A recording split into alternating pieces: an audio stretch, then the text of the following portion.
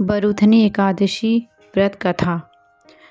बैसाख मास के कृष्ण पक्ष की एकादशी को अत्यंत पूर्णदायिनी और सौभाग्य प्रदायिनी बरूथनी एकादशी कहा जाता है। इस दिन भक्ति भाव से भगवान मधुसूदन की पूजा करनी चाहिए। बरूथनी एकादशी का व्रत करने से भगवान मधुसूदन को प्रसन्नता प्राप्त होती है। भगवान मधुसूदन की प्रसन्नता से संपूर्ण पापों का नाश होता है और सुख सौभाग्य की वृद्धि होती है। कामदा एकादशी का संपूर्ण वृत्तांत सुनाने के पश्चात महाराजा युधिष्ठिर ने भगवान श्री कृष्ण से विनती की, हे मधुसूदन, अब आप मुझे वैशाख मास के कृष्ण पक्ष की एकादशी के नाम, व्रत विधान और पुण्य प्रताप के बारे में विस्तार पूर्वक बतलाइए।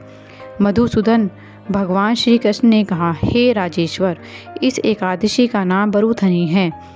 यह सौभाग्य देने वाली, सब पापों को नष्ट करने वाली तथा अंत में मोक्ष देने वाली है। इस व्रत को यदि कोई अभागिनी स्त्री करे तो उसको सौभाग्य मिलता है। इसी बरूथनी एकादशी के प्रभाव से राजा मानधाता स्वर्ग को गए थे। बरूथनी एकादशी का फल 10,000 वर्ष तक तप करने के बराबर होता है।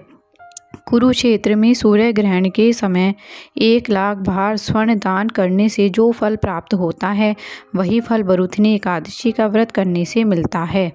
बरूथनी एकादशी के व्रत को करने से मनुष्य इस लोक में सुख भोग कर परलोक में स्वर्ग को प्राप्त होता है। शास्त्रों में कहा गया है कि हाथी का दान घोड़े के दान से, तिलों के दान से, स्वर्ण दान तथा स्वर्ण के दान से अन्न का दान श्रेष्ठ है।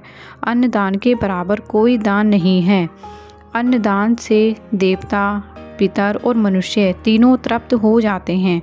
शास्त्रों में इसको कन्यादान के बराबर माना गया है। बरूथनी एकादशी के व्रत से अन्न दान तथा कन्यादान दोनों के योगों के बराबर फल मिलता है।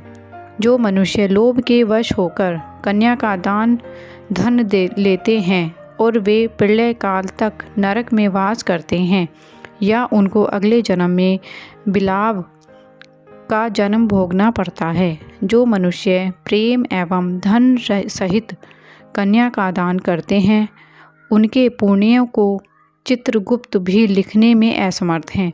जो मनुष्य इस बरूथनी एकादशी का व्रत करते हैं, उनको कन्यादान का फल मिलता है। बरूथनी एकादशी का व्रत करने वालों को दशमी के दिन निम्नलिखित 10 वस्तुओं का त्याग कर देना चाहिए। कांसे के बर्तन में भोजन करना, मांस, मसूर की दाल, चना, कोंदो, शाक, मधु, शहद, दूसरे का अन्न, दूसरी बार भोजन करना एवं 10 स्त्री प्रसंग। व्रत करने वाले दिन जुआ नहीं खेलना चाहिए तथा शयन भी नहीं करना चाहिए। उस दिन पान खाना, दातून करना, दूसरे की निंदा करना तथा चुगली करना एवं पापी मनुष्यों के साथ बातचीत करना सब त्याग देना चाहिए। उस दिन क्रोध तथा मिथ्या भाषण भी नहीं करना चाहिए। हे राजन, जो मनुष्य विधिवत इस एकादशी का व्रत करते हैं, उनको स्वर्गलोक की प्राप्ति होती है। अतः प्रत्येक मनुष्यों को यह व्रत अवश्य करना चाहिए तथा पापों से डरना चाहिए। इस व्रत के महात्म्य को पढ़ने तथा सुनने मात्र से 1,000 गोदान का फल मिलता है। इसका फल गंगा स्नान के फल से भी अधिक है।